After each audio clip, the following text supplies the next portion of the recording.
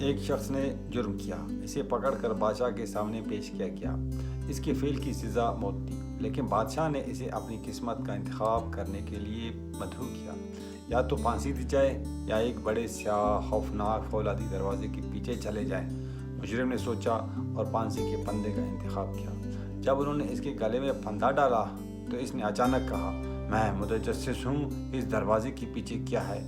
بادشاہ انسا، ٹھیک ہے، آپ نے دیکھا، ایک مزاح خیز بات ہے، میں یہ انتخاب سب کو پیش کرتا ہوں اور ہر کوئی پھانسی کا انتخاب کرتا ہے۔ دروازے کے پیچھے کیا ہے؟ مجرم پوچھتا ہے۔ میں بہرحال کسی کو نہیں بتاؤں گا۔ اس نے پندے کی طرف اشارہ کرتے ہوئے مزید کہا۔